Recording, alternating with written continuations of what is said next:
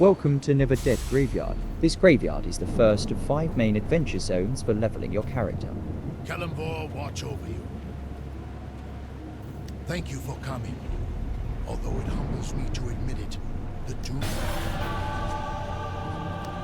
of undead. Hidden behind dark stone walls, this sprawling cemetery is split into 2 sections.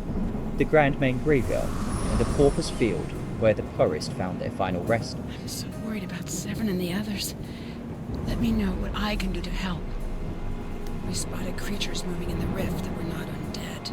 Severn suspected they might be behind the mass rising of the dead and wanted to investigate. He sent me back to inform Doomguide Volok. That was yesterday, and we've heard nothing since. I grow more afraid for my friends with each passing hour. Please, you must find them. After the spell plague and the ruining, the graveyard fell into decay. Tombs cracked open, bones littered the ground, and the dead didn't always stay in their graves. Over the centuries, Neverdeath has seen it all: plagues, disasters, necromancers raising the dead. Today, the graveyard is a battleground. They are necromancers, cultists, and restless undead make it one of the most dangerous places in the city.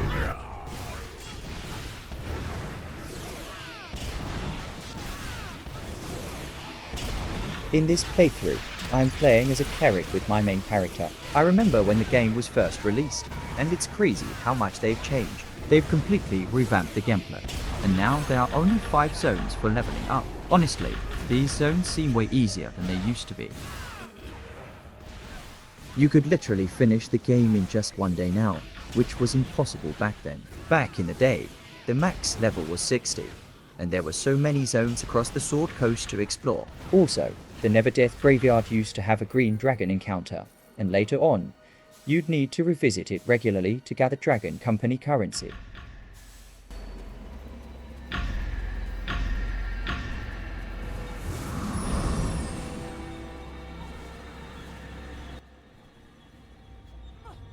Clerics don't have as many attacks as they did back then, either. I don't remember all of them, but I do know there were a lot more options, especially when it came to choosing damage-dealing attacks. When I played solo, I'd use the damage attacks, and in a group, I'd focus on healing spells. Now though, it's been reduced to just a few abilities, and honestly, it's not as fun as it used to be.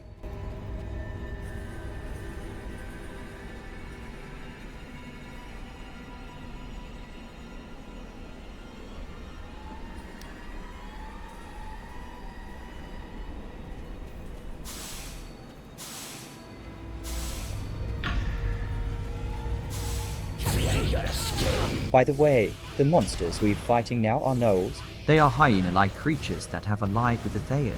You'll find them roaming the graveyard, either helping to raise the undead, or just causing trouble. Earlier, we also faced zombies and zombie hulks. The zombies are slow-moving, but they can overwhelm you in numbers. On the other hand, zombie hulks are much larger than regular zombies and have some special attacks, like exploding in a burst of green liquid.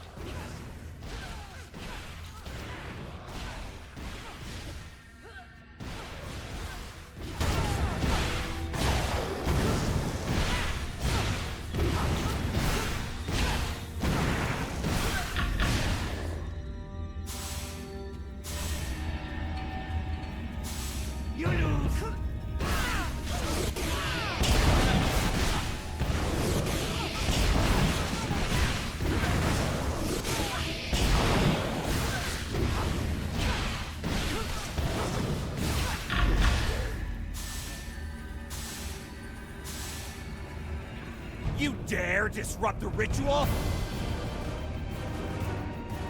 Now, there is some Red Wizard of Thay. Neverdeath is crawling with cultists and necromancers, living enemies who work for the Thayans, raising the dead, and spreading chaos with their dark magic. Valindra's Shadow Mantle was a prominent member of the Red Wizards of Thay, and had a particular fascination with the undead. After the spell plague and the ruining, she seized control of Neverdeath Graveyard, using her necromantic powers to raise the dead as her minions. These events, combined with her dark magic, turned the graveyard into a place where the dead wouldn't stay buried for long. Valindra's actions are what made this place such a haunted and dangerous location, as she used the undead for her twisted, personal goals.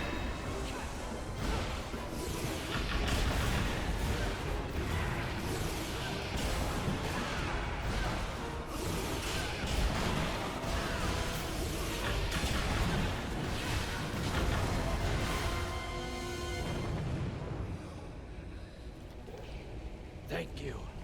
I'm not sure how much longer I would have been able to hold on. The quest missing Doomguides is now complete. By the way, Doomguides are dedicated clerics of Kalemva, the god of death. They are part of the Eternal Order of Kalemva, tasked with ensuring that the dead pass on peacefully and protecting their resting places from being disturbed by necromancers or undead. In the case of Neverdeath Graveyard, the Doomguides' mission was to stop necromancers like Valindra's Shadow Mantle from raising the dead and turning them into undead minions.